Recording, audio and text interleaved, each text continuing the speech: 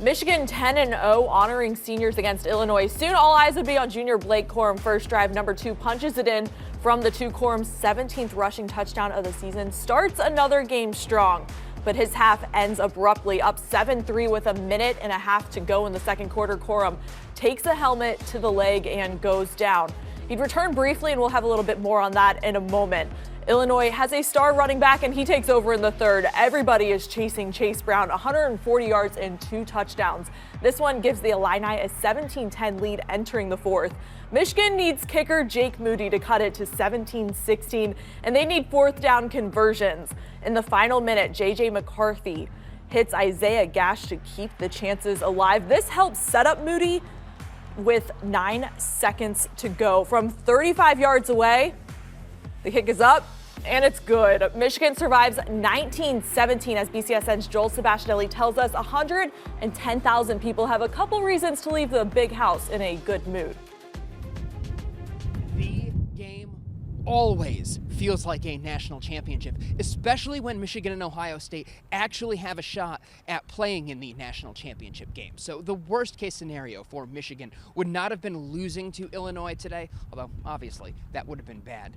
The worst case scenario was losing Blake Corum. They may have escaped that long term, and they escaped the Illini because their other most reliable player did something he's never done before.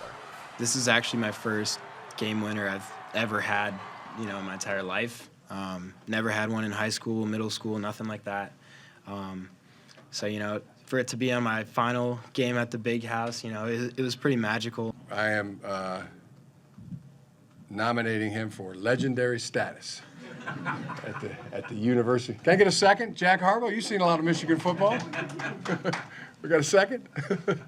Until late in the second quarter, it was an ordinary day for Michigan. Corum had rushed for a touchdown in a school record 11th game with 103 yards. He returned for 1 carry in the third quarter to a rousing ovation, spending the rest of the day on the stationary bike. See where it is tomorrow, how it feels tomorrow. Structurally good. I kind of had a feeling that he was going to come out there and be with us in the second half. Didn't expect him to play, really, but that's just Blake. It was bothering him. We know you want to keep going, but he, communicate with us. How's it feel? Next man up. And Blake was coaching those guys and motivating them on.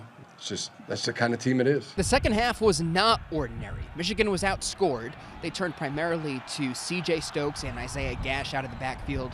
J.J. McCarthy spread the ball to 8 receivers on 18 completions. They got 3 fourth down conversions.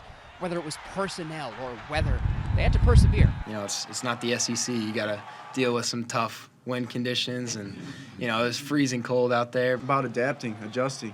I got trust in 143 guys, and they're going to do the best of their ability. It's just a locker room of heroes today. You can tell this is one we're really, really happy about and proud about. One recurring theme from a game that stands alone, lack of rhythm through the air. But at this point, they are who they are. It still kind of feels like the passing game isn't quite there. Why do you think it's kind of taken 3 months or so to try and figure this out? I wouldn't go as far as saying it's not there.